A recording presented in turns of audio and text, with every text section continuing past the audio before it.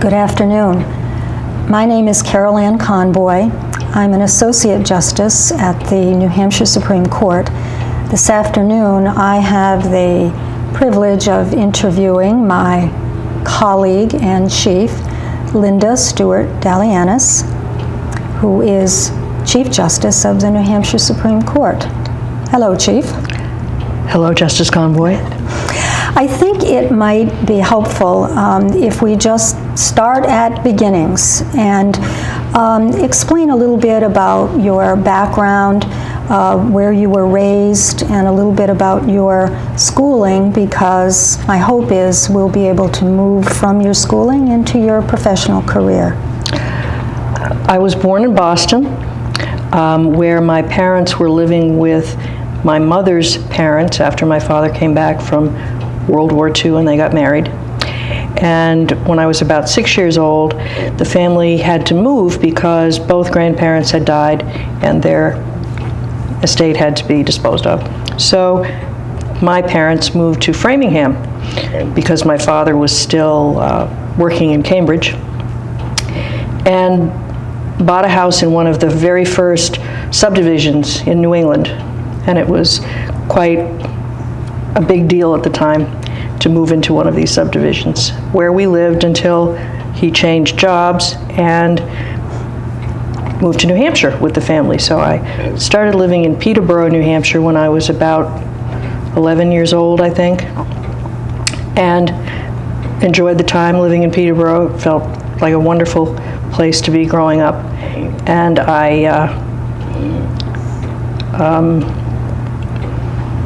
You didn't end up going to high school in Peterborough, though, is my memory. Well, right? Yes and no. I started at Peterborough High School, but my parents decided that my sister needed a different educational environment, and so when I was a junior at Peterborough High School, we were transferred to a very small Catholic girls' school in Goffstown, New Hampshire, called Villa Augustina Academy.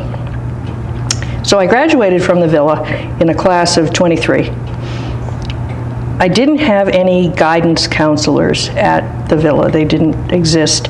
So I had no clue about what to do in terms of going to college, because I would be the first person in my family to get a college education. So I started doing some research, and I found Northeastern University, and it seemed like a really good idea to me because I could work my way through school.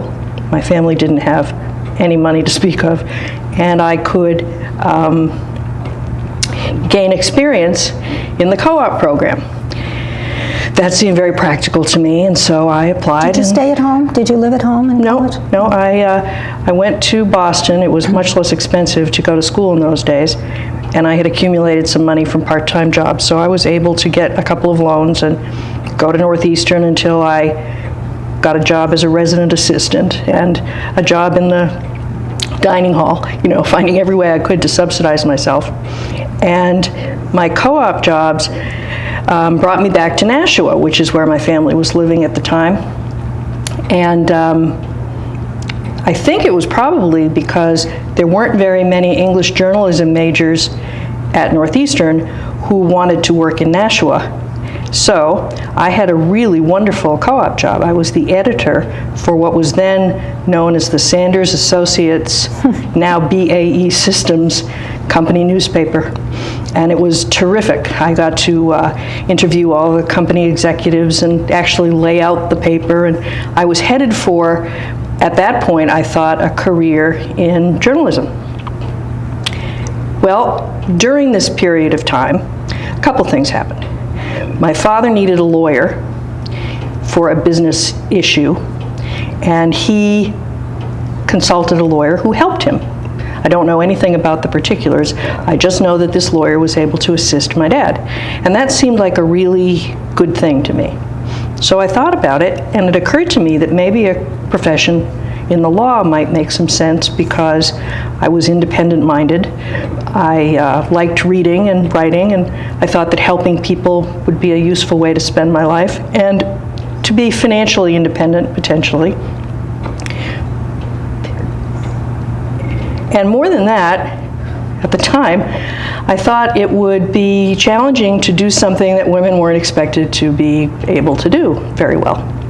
So I changed my direction, and since I was working at Sanders, I was friendly with the corporate counsel, a man named John Miles Keefe, who lived in Wilton and whose son, I believe, still practices there. So I knew I was going to law school in Boston. I knew I would be going to Suffolk because it was the only place I could afford, and I couldn't see myself getting weighed down by loans. So I asked John Miles Keefe if he could recommend a place for me to get a job in the law. And he connected me with a friend of his at the law firm of Sullivan and Worcester. And because I was an exceptionally good typist, having taken touch typing at the Villa, I was able to talk my way into a secretarial job at Sullivan and Worcester, working for 2 lawyers, and nobody knew that I had no idea how to take dictation. I just invented my own little language because this was back in the days when lawyers all had secretaries and lawyers all dictated and secretaries took down the notes. And Were those the days of the Xerox machine? oh yes, it became. I was working there during the introduction of the IBM Selectric typewriter, and the little ball in the typewriter, that was the height of technology at the time. So there I was living in Boston. I met my husband just before I started law school, and I worked at Sullivan & Worcester all the way through law school. And I'm curious as to when you married in relation to going to law school. I think some of our young women lawyers would be interested in knowing how you began to manage both aspects of your life, professional and personal. Well, I married a man who already had 2 children. He was divorced. That was a huge scandal in my family, but people eventually got over it. And he was very, very supportive of my professional aspirations, which was not a small thing in those days. So we got married during the summer between my first and second years of law school. And actually getting married made life easier because I didn't have to juggle a social life, and he didn't get in my way when I needed to study, and there was no pressure, as there tended to be in those days, to have children when you were really young because he already had 2 children. So, and I wasn't sure I wanted to have children at that point in my life. So actually that turned out to be a plus in terms of getting through law school. And I understand that you did very well in law school. I did very well in law school. I did, and in fact, I was doing so well that the lawyers that I worked for at Sullivan and Worcester during my last year of law school promoted me to law clerk, which was not an insignificant thing because it was hard enough to get a job if you were a woman lawyer in those days, but if you were a woman lawyer who had been a secretary, it was even harder. So that promotion, I believe, paved the way for me to get some really good job offers in New Hampshire, which is where I had wanted to come back to practice law. And so you ultimately ended up at... I accepted the job that was offered to me by Joseph Kerrigan at Hamblett and Kerrigan in Nashua. And the reason was purely pragmatic, although it turned out to be a good choice. I had received 4 different offers, all within the same time frame, so it was an embarrassment of riches. I think what happened was all of the New Hampshire law firms were looking for their woman lawyer, and there weren't too many of us around, so the field wasn't quite as contentious as it is now, I would suppose. But my husband was finishing his graduate work in Boston, and Nashua was closer to Boston than Manchester, and I had to commute for a year, so that's really why I settled on Hamblett and Kerrigan.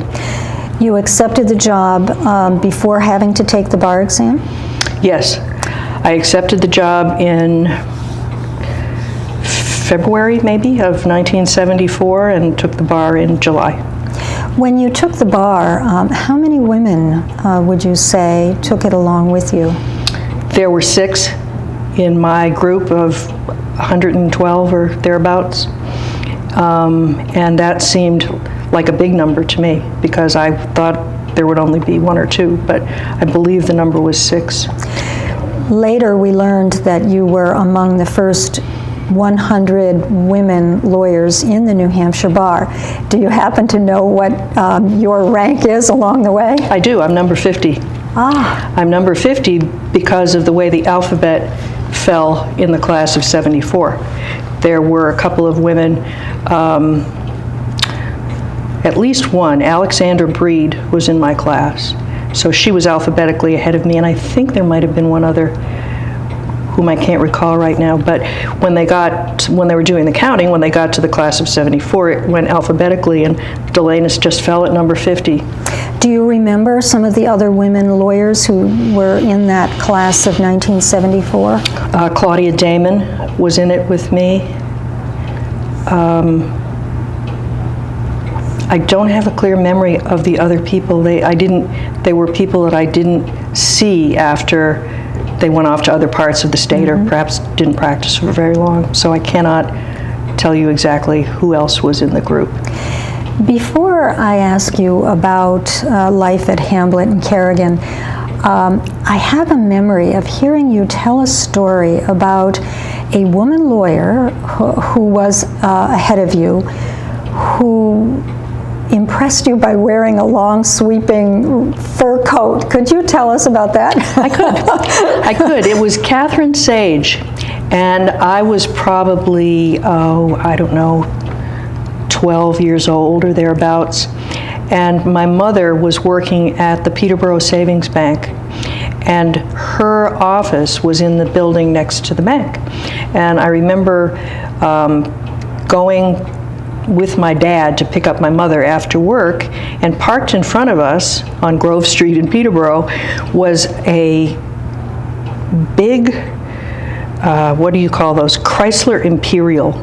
They had, back in those days, they had fins that went on forever, and it was white and huge and so glamorous looking, and getting out of this car was an equally glamorous looking woman in high heels and a long white mink coat.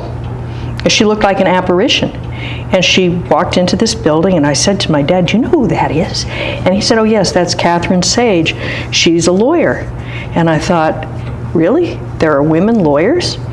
And he said, "Yes, she's very well known around here." And I thought, wow, that was quite a sight to see.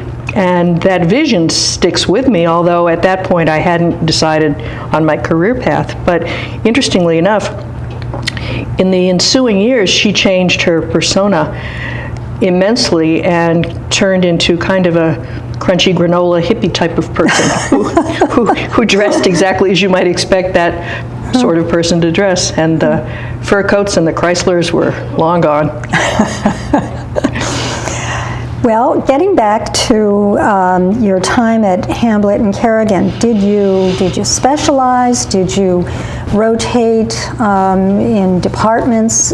How big a firm was it when you started? And what was your experience? I believe there were 12 lawyers there, who divided loosely into litigation and non-litigation.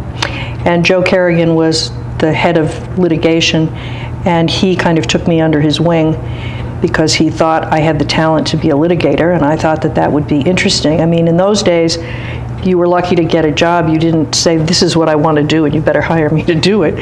So I was, bag carrying for Joe, but at the same time, I developed my own clientele because word got around in Nashua, and people started coming to me for their family law cases. You were the only woman at the firm? I was. Okay. I was. There were 2 or 3 other women in Nashua. There was Margaret Flynn, there was Evelyn Early, Lucille Kozlowski, Laura Kahn. Laura was the only other woman who went into court. And she was with legal aid and then became a family law lawyer herself. But there must have been a market for female family law practitioners because people started coming to me. So I split my time there, which amounted to between 5 and 6 years, between civil litigation, mostly defense, and family cases. Did you have any concern about being pigeonholed, for lack of a better word, into family law cases? Did that concern you at all?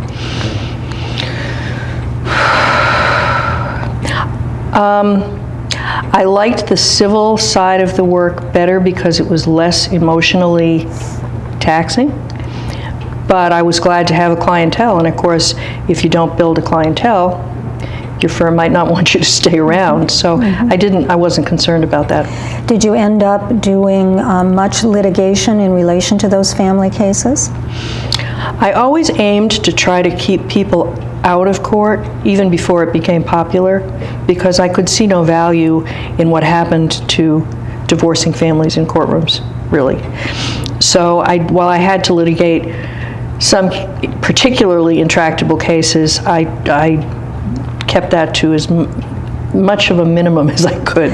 What was your experience in the courtroom, since you were among a few of a very small breed who went into a courtroom and advocated? What can you tell us what it was like to do that? It was intimidating, and I think that the judges were skeptical of me, but I tried to keep my head on straight and just focus on doing the job as best I could, and to keep a non-theatrical persona. I didn't want to draw extra attention to the fact that I was female. It was already obvious enough. So I just tried to be workmanlike.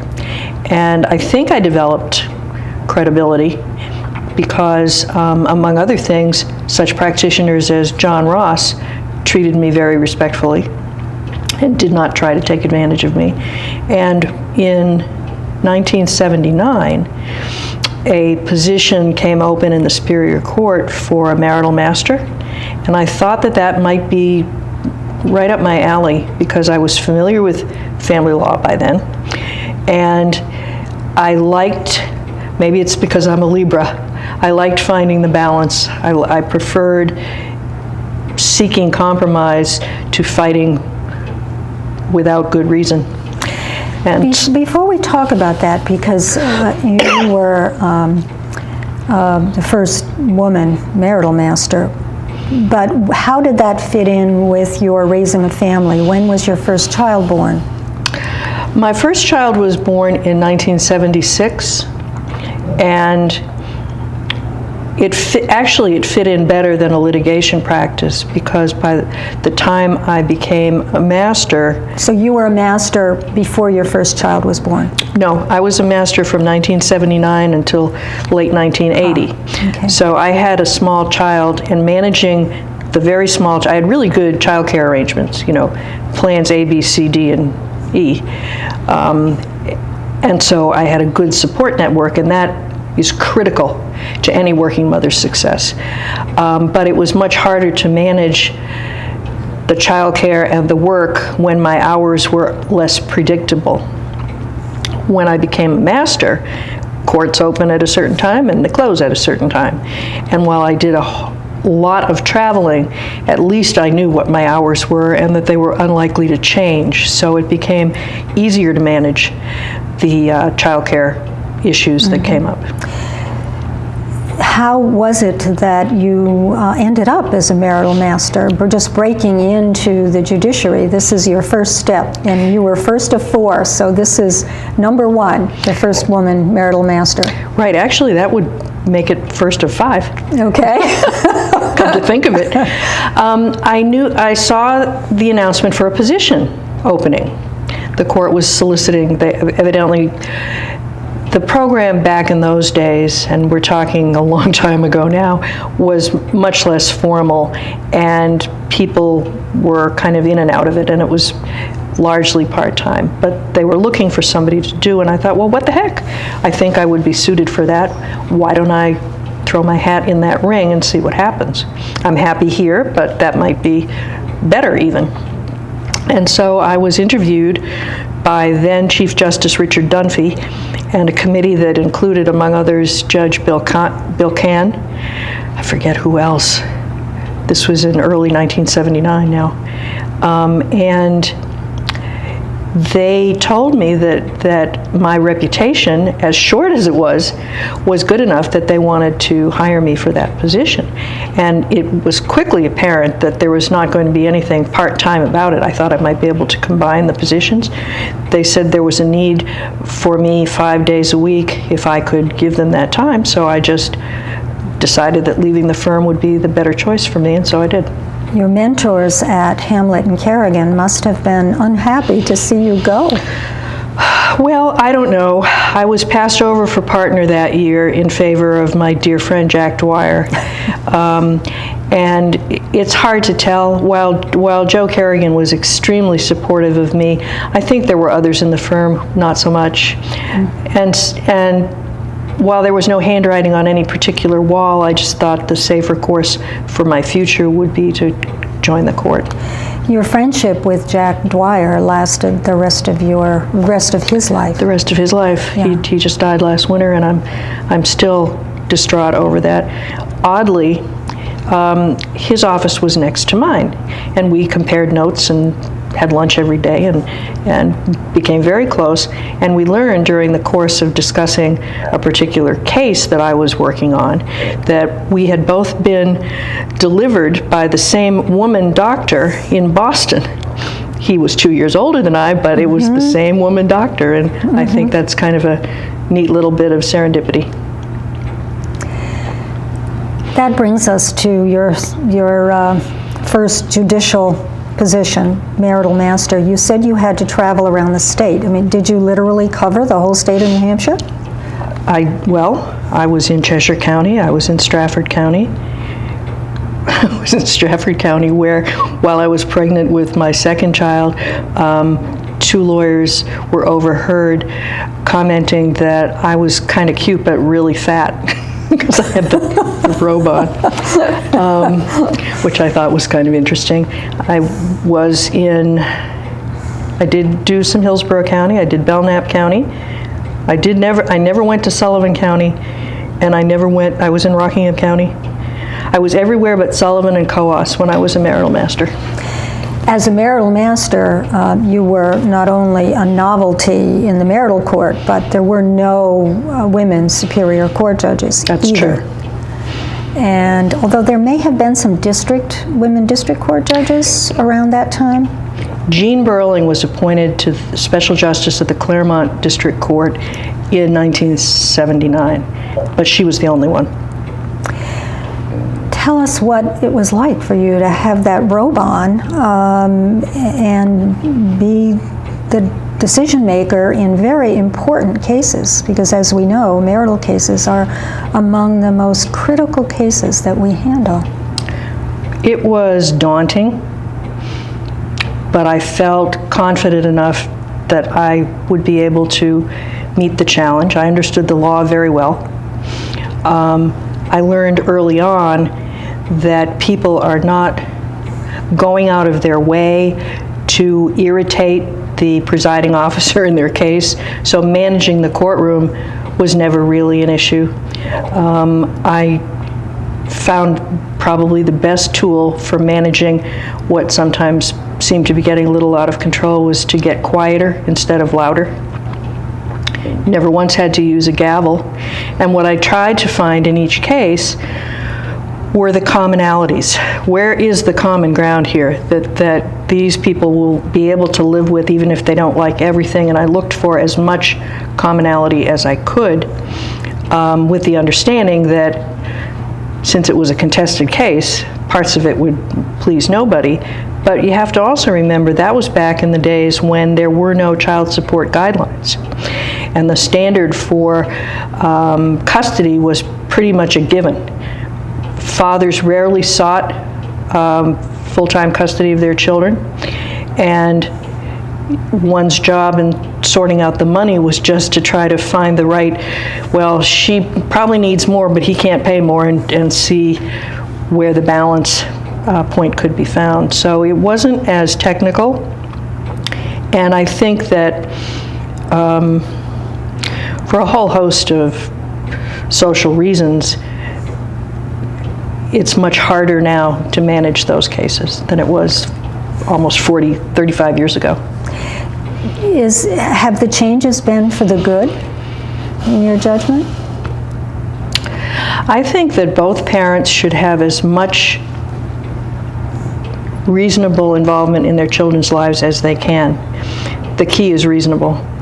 I think that the onset of child support guidelines, which really upped the ante, so to speak, on the fiscal obligations of the person who didn't have the kids most of the time, typically,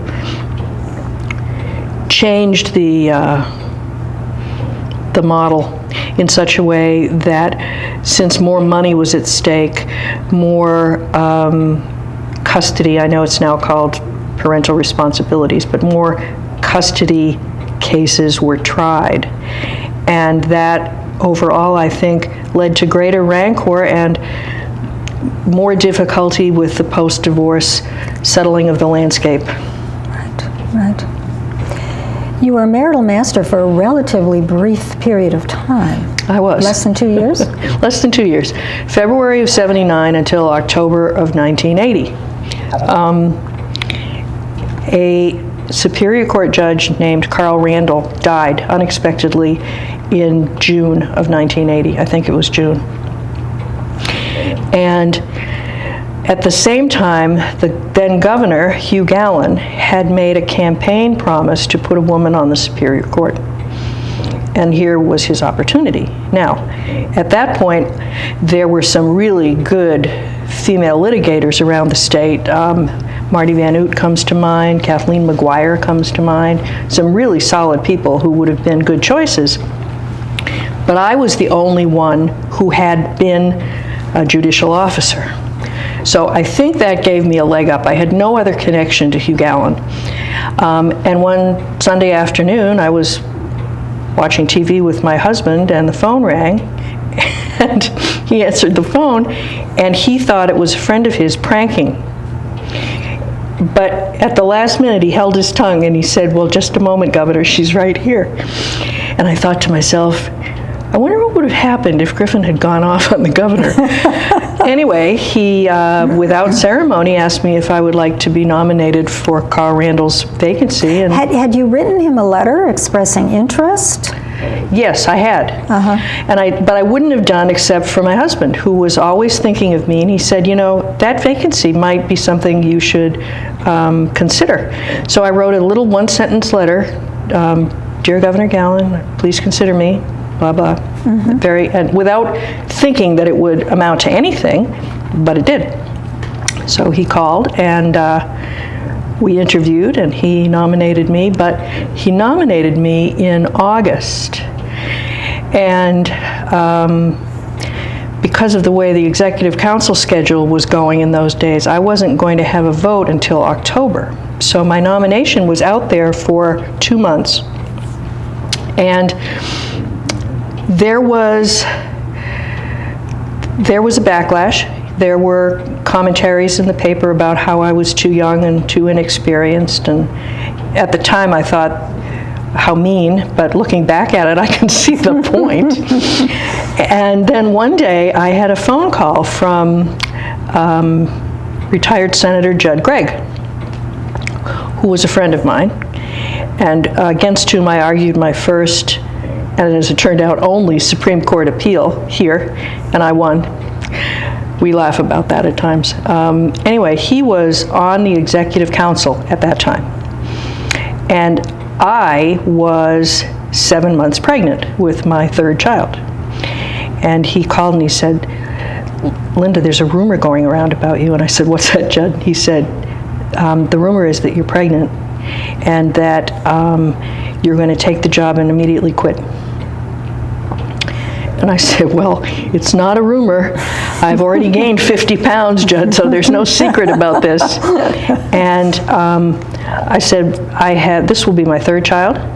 I have never missed a day of work because of a child. I do not intend to accept the job if I am not willing to live up to the responsibilities. And so it's just false. And he said, well, you better call the executive counselors because there are people who are trying to get to them, and this is what they're saying. So I immediately contacted all of the other executive counselors, made my case. They all said, no problem, and they confirmed me 5-0. Did you have a public hearing in those days? No, it didn't. It wasn't a requirement of the law. So it was basically, if the governor wanted you and you had 3 council votes, that was the end of the story. So you then become the first woman on the Superior Court. Yes. And in those days, you had to ride circuit. I did, and the junior judges did the most writing. And the junior judges, you have to remember, the transformation in the judicial branch in the last 35 years since I've been part of it has been rather remarkable. In those early years, it was frequently the case that the senior judges would just offload the cases they didn't want to deal with for the next person coming in, because the circuit was every month or every other month, and people were going around and around, and you didn't get to light in any particular place until you got some seniority. So once again, I'm everywhere, including Coos County this time, but not in Sullivan. I never did once sit in Sullivan County. And I found myself being kind of shoveled all the things that the clerks would come in and they would say, man, this is kind of a tough case, but I had no choice. And I wasn't going to do the same thing myself. I was going to just face it, deal with it, not leave it for the next judge, because, well, I was the junior judge, so the next judge probably would have just sent it right back to me. But it was a great deal of circuit riding. But again, the same thing was true in terms of the children. It was easy for me because my schedule was predictable. In other words, if I knew I was going to Stratford County next month, I know that the day would be longer and I could make arrangements before that month for extra daycare at the end of the day, that kind of thing. Today, we have quite an extensive orientation program for new Superior Court judges. I understand that you had no orientation. Tell us about your first case. I will. No orientation. I was assigned to go to Merrimack County because there were 2 judges assigned there at the time, one of whom couldn't be there for some reason. I do not remember. And John Safford was, at the time, the commissioner performing the duties of clerk in Concord. And so I arrived, I'm driving from Nashua thinking, well, okay, I know my way around the courtroom. Maybe I'll get a simple little intersection collision or something where the stakes aren't too high. So I walked in and John says to me, hi Judge, how are you doing? And it was a little weird getting used to being called that. I said, I'm fine, thank you very much. What's in store? And he said, well, you have your choice of 2 cases. Judge Batchelder is here, and he said you could pick which one you want. And I said, well, what are my choices? And he said, well, there's the jury-waived manslaughter case, or there's the attempted murder with an insanity defense involving a defendant who is so dangerous that he will have to be shackled at all times in the courtroom, and there's a great risk on the sheriff's think there's a great risk that he will try to do something disruptive or dangerous during the trial. I said, well, okay, I'll take the jury-waived manslaughter case. That seemed pretty easy. Had you ever done any criminal work? No. Well, I shouldn't say that. I think I handled a couple of, speeding tickets for clients and things like that, but nothing of any substance. But, as you know yourself, a trial is a trial is a trial. And the rules of evidence are what they are. And as long as you can keep the template in mind and keep the proceedings moving along and make sure people understand that you're no nonsense and they can't get away with anything, then it really doesn't matter whether it's a first-degree murder case or a small claim, in my view. The real challenge is in the jury instructions, Yep. and you can study those at home at night. You can study those at home at night, and you can take your time and write them all out and send the jury home and say, come back tomorrow and we'll do it then. So, but of course, that was in the day when no judge that I knew of prepared written jury instructions. That didn't come until years later. And when it did come, it was one of those innovations that sort of struck me as, why didn't we think of this sooner? It's easier for us, the judges, it's easier for the juries, for Pete's sake. And it was just a matter of, well, we don't do it that way, so we're not going to do it that way, which unfortunately was a pervasive attitude in the judiciary in my early years.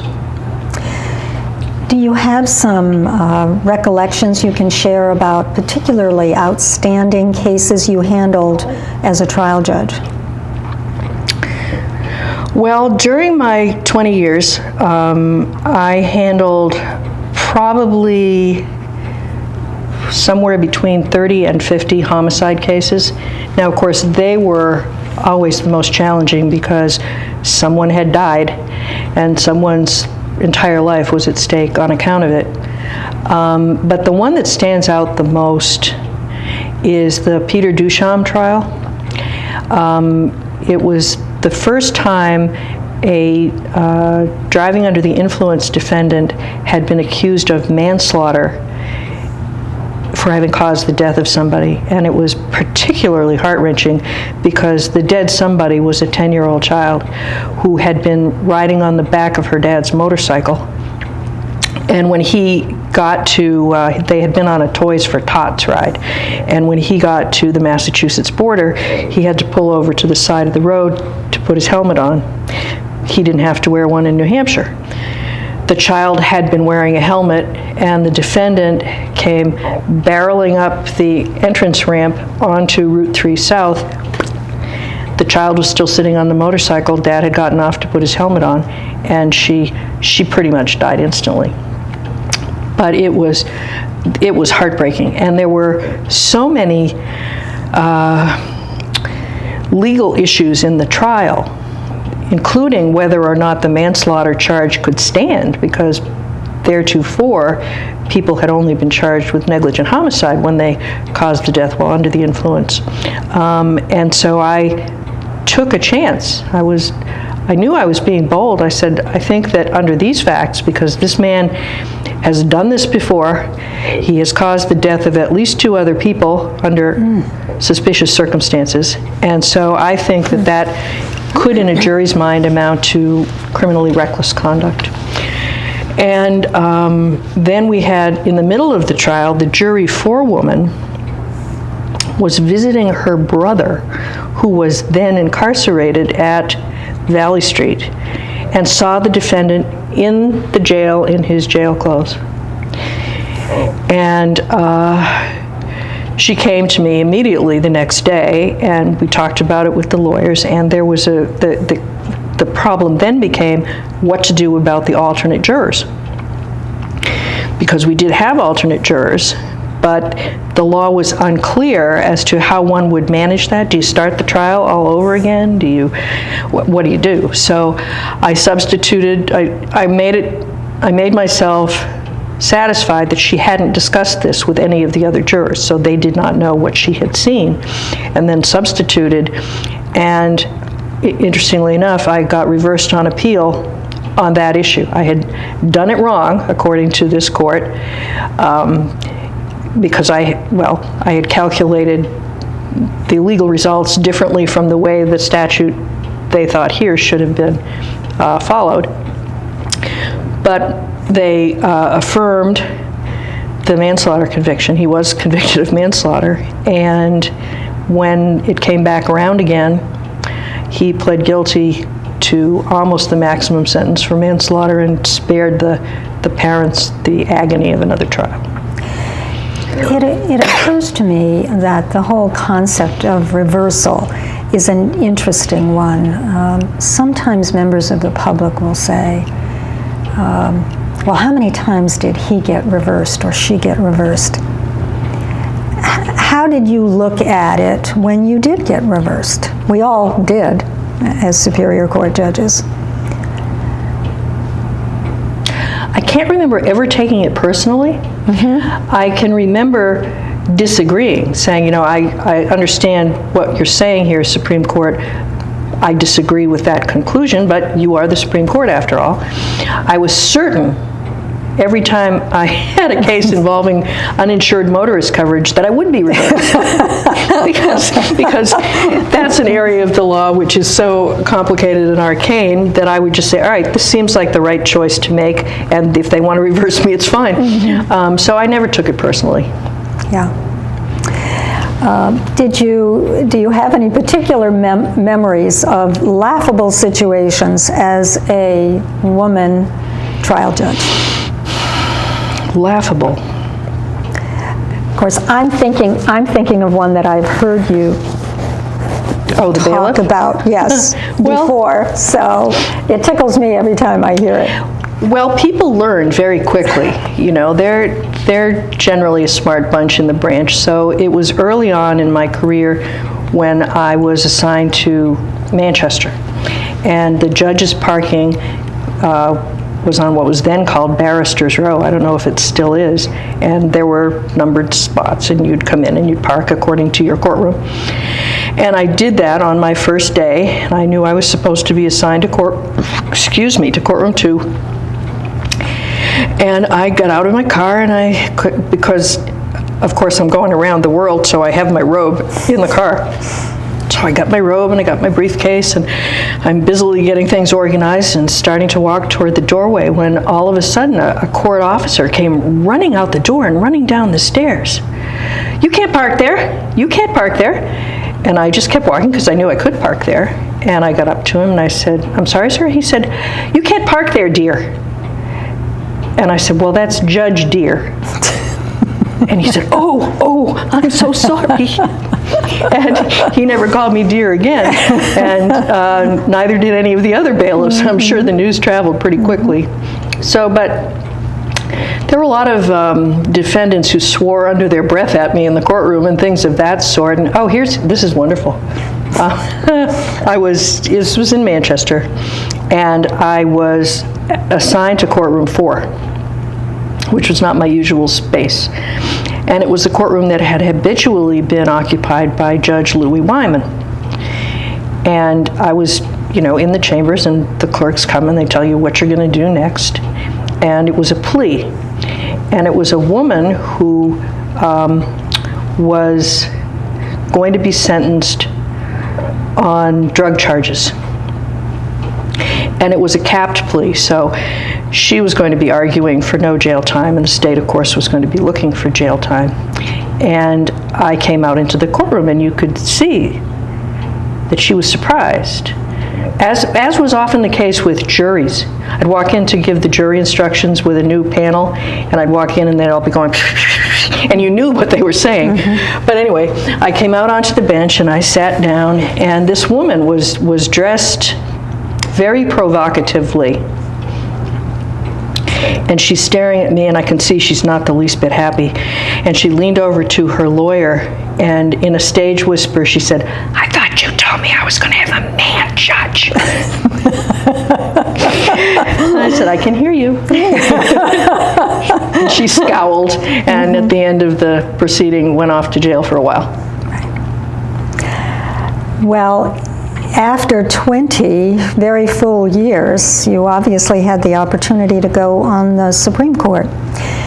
My understanding is that procedures have changed. Tell us about the process that you went through when you were appointed to the Supreme Court.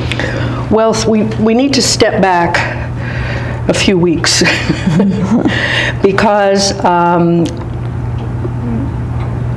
my dear friend, retired Justice Joe Netto, was appointed here in February of 2000.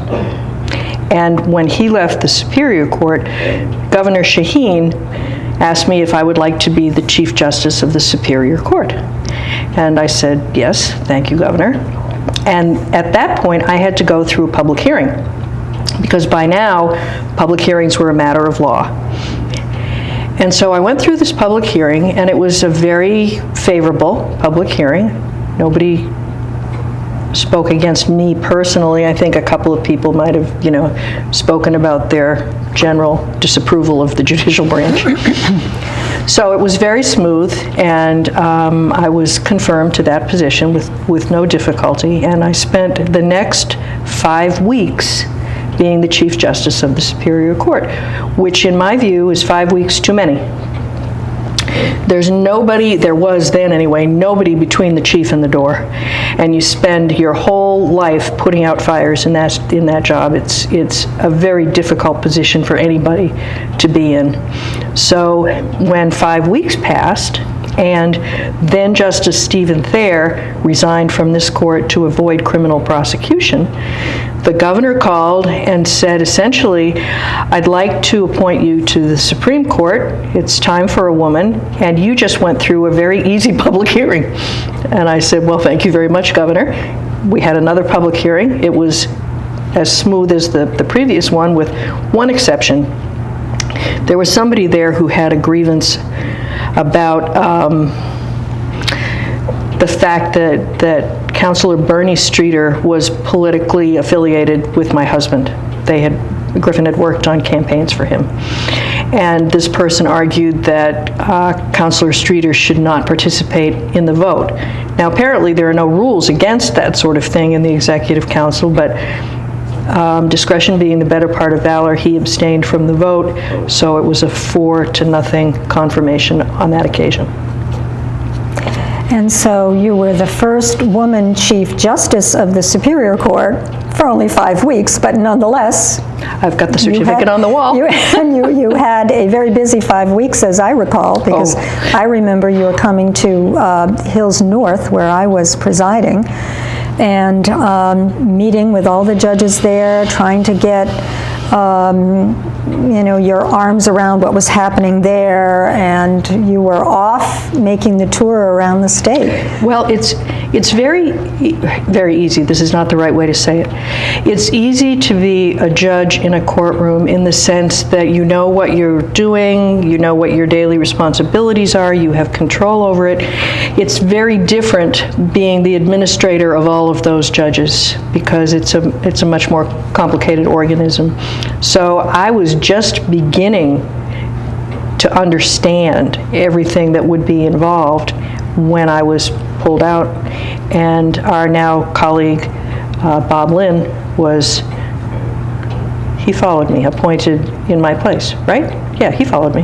Yes. I think so. Yes. So you land up I land here, right. Now, this was a time of great turmoil in this court, because there was an impeachment investigation going on involving what initially was the Thayer matter, but which grew. And so 3 of our colleagues, that is Chief Justice Brock and Associate Justices Broderick and Horton, had essentially put themselves on administrative leave during that horrible time for all of them. And that left Joe Netto and me trying to figure out how to be appellate judges, trying to run the court effectively on a day-to-day basis, trying to keep the parts moving, and most stressful of all, representing the institution in the impeachment, which was sui generis. And the questions that came out of the legislature, or the demands that came out of the legislature, were frequent and unpredictable. And he and I had to make decisions involving the institution without regard to the interests of our colleagues, without even knowing what those were and what consequence there might be to them. It was the most stressful professional time of my life. When I started with the court, some 4.5 years ago, I was very impressed with the process of managing cases, case conferences every 2 weeks, and there seemed to be an organized way of approaching the entire docket. I've learned that, to a large extent, that is the result of your work and Justice Nato's work. Tell us just a little bit about a reorganization that resulted from your efforts. Well, he and I felt that a couple of factors were important. One of which was that at that point in time, because of all the turmoil, a backlog in opinion processing had developed.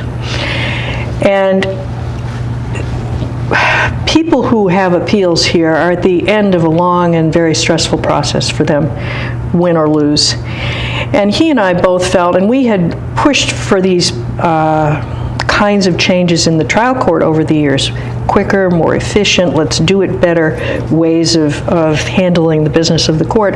He and I felt that what we needed to do was try to figure out if there were any better ways to move the docket along, hence the 3JX docket, and that the best way to restore public confidence in the court in the face of all of that public turmoil would be just to shoulder to the wheel and get the work done. And so together we started changing what had been a less regimented culture, but once again, it was a matter of, we've always done it this way, so why should we look at another way of doing it? And the necessity is always the mother of invention. Well, that's right? true, and I'm not being critical, but the people who were here at the time had not given much thought, because they probably didn't think they had a need to whether or not things could be done differently in a way that would improve operations. And those who were here who had been trial judges back in the 70s, so the world was very different, and the others had never been trial judges, so they hadn't gone through the experience that Joe and I had of trying to drag the Superior Court into the new era. So it took a little convincing, but once we laid out a plan. This is how we'll do it. We'll build the work of the court around this schedule, and then our personal things will come second instead of the other way around. I mean, I don't know personally, but I've been told that it wasn't uncommon for a case conference to be scheduled and then someone call up and say, I'm sorry, I got to go to the dentist today, and so it wouldn't happen. So we just changed the order of battle, so to speak. The court comes first. We can fit anything else around that. And if we plan out far enough in advance, then everybody will have time to build in a vacation week here or a conference week there or what have you. And once people got used to that, they liked it much better, because the predictability and the movement of the work became so appreciated that it was, once again, something like, why didn't we think of this sooner? And it still works very well to this day. It does, yeah. You have had so many challenges before becoming chief, and I want to get to that in a few minutes, but it strikes me that the Daniel Webster Scholar Program at now the University of New Hampshire School of Law is probably one of the major contributions that you made as a Supreme Court judge before becoming chief. Could you just tell us a little bit about that? Sure. The genesis of my thinking along those lines took place in the trial court. Because, as you yourself know, you see a lot of lawyers come into a courtroom who don't seem to know what they're doing. And while you can, to a certain extent, prevent damage to their clients from occurring right in front of you, you have no way of managing what goes on outside the walls of the courtroom. And that concerned me. And then I learned, because I was interested in bar admission issues, then I learned from then Chair Fred Coolbroth, the Board of Bar Examiners, that more than 50% of the lawyers graduating and passing the bar in New Hampshire every year hang out their own shingles. And that struck me as a very scary proposition, because when I passed the bar, I had no idea how to practice law, and the only way I learned was by having somebody teach me. If I didn't have Joe Carrigan to follow around and give me tutorials all the time, I hate to think at what damage I might have done to somebody. So I started thinking about ways in which people could be better trained to be lawyers if they didn't have the kind of old apprenticeship system that many of the people of our age were beneficiaries of. At about that time, the McCrate Commission came out with its Skills and Values report for the continuum of law.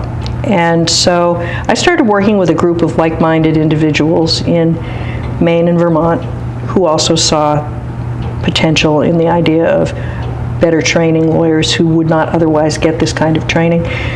And we came up with a very ambitious idea that would have cost a lot of money.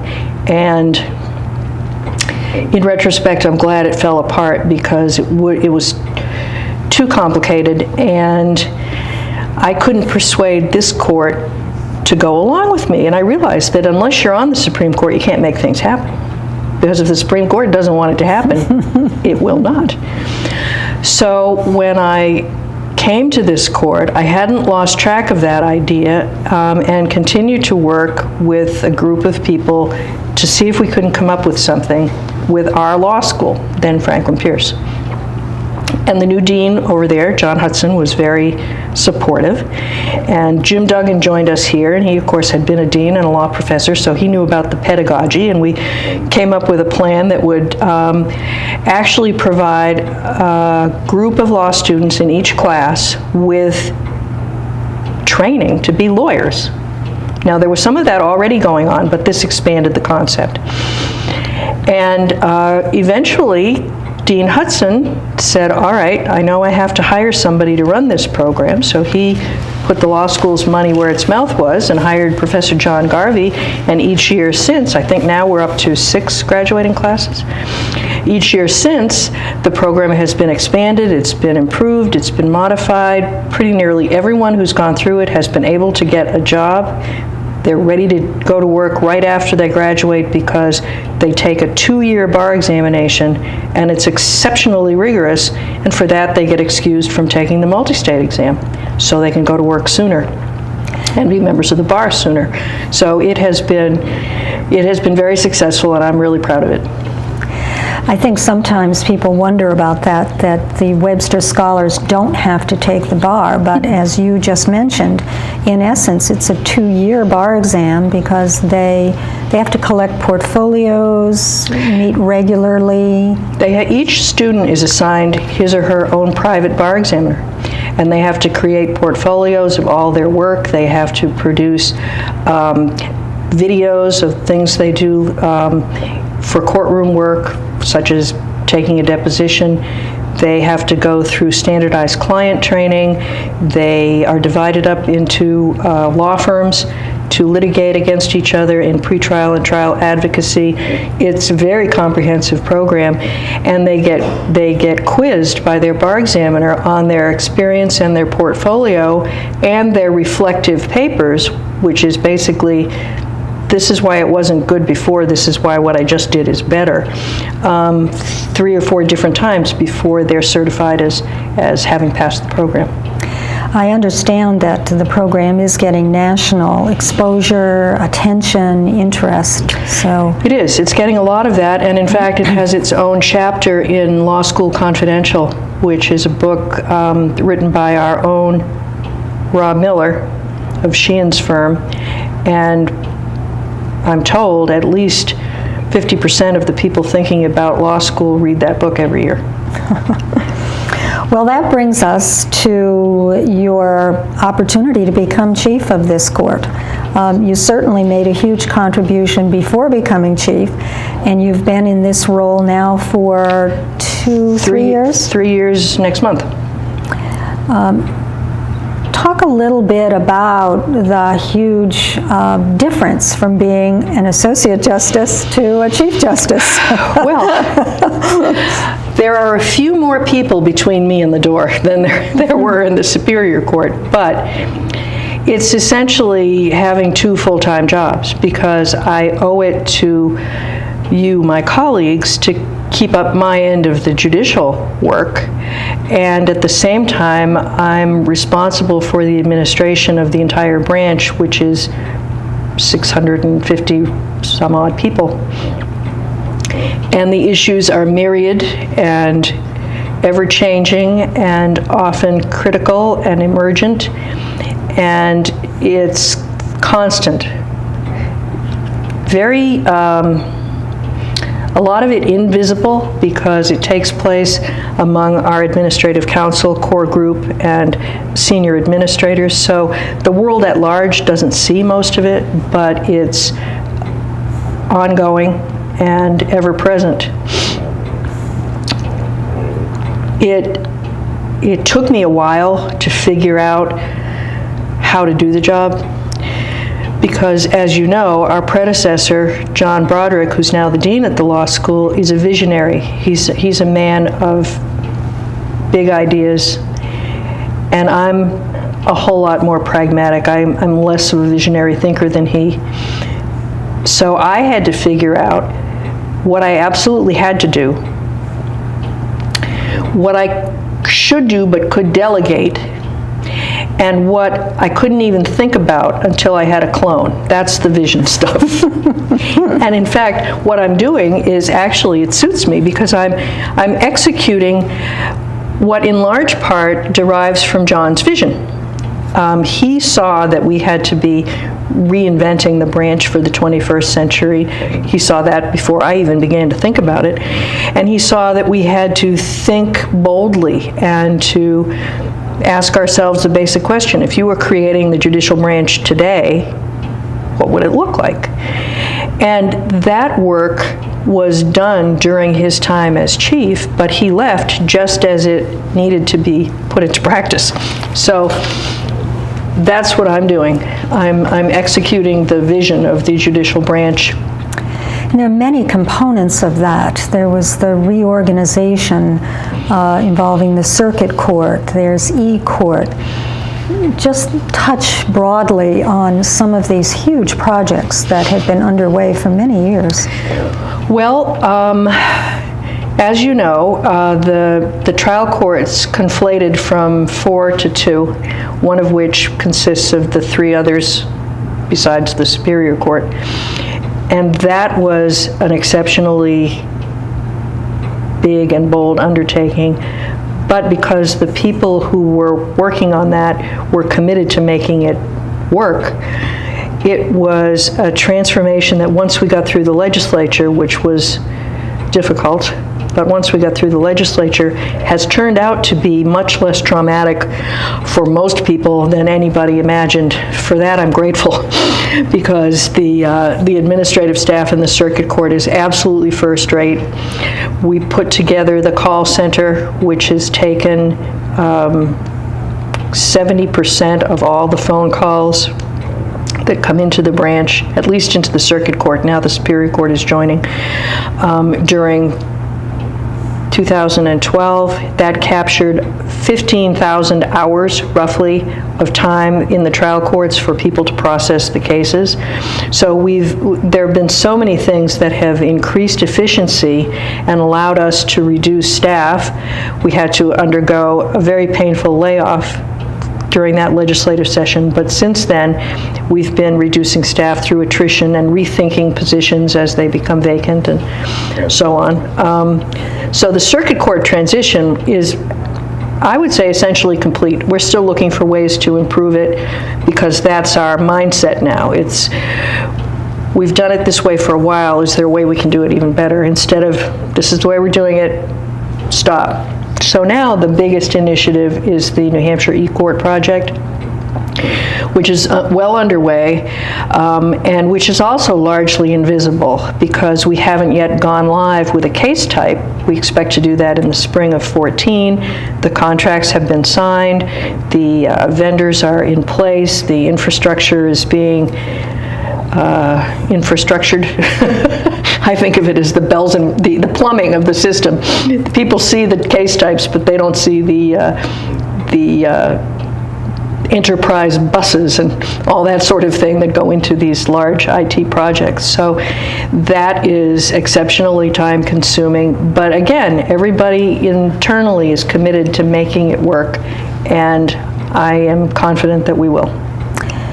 You know, I've heard from a number of sources that the sense is that the courts, the judicial branch's relationship with the legislature has changed over the last several years. Can you comment on that? I think it has improved.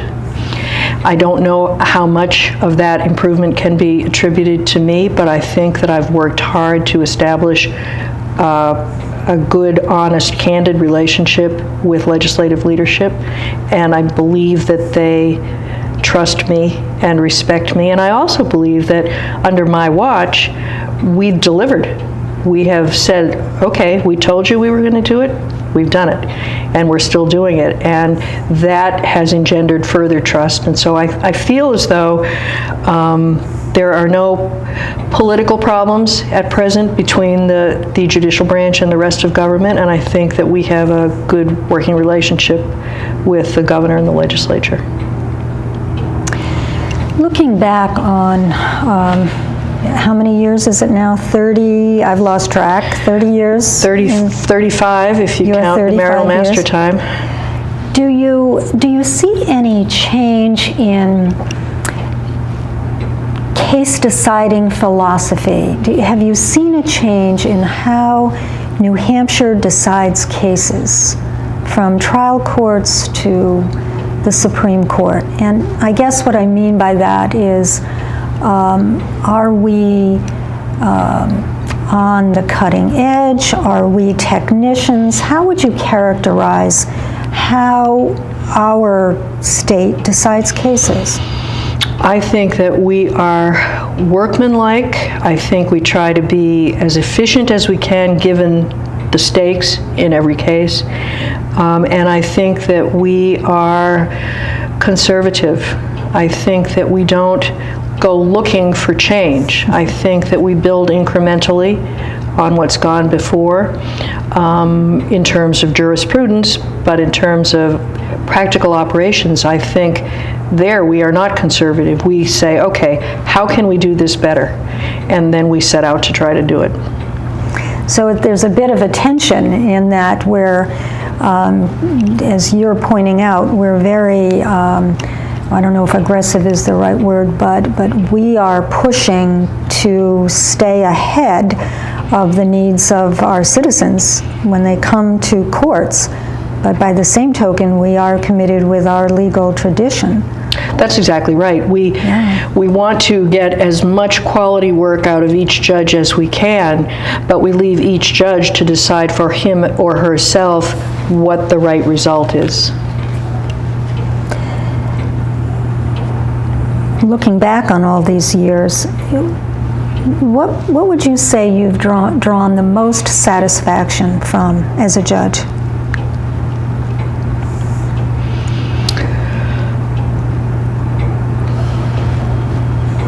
I think that I draw the most satisfaction from my sense that I have made a strong effort to do the right things for the right reasons in every judicial responsibility that I've had. I don't feel that I have let myself down, and therefore I think I can feel comfortable believing that I haven't let the citizens down either. And finally, if I can put you on the spot, when you're awake at 2 o'clock in the morning and thinking about what your legacy will be, what would you like it to be? If people think of me after I'm gone, I would like them to think of me as having been a good and fair judge, and also as having been a capable and hardworking administrator. And if I get that from folks, it'll be enough. Thank you very much. Thank you very much.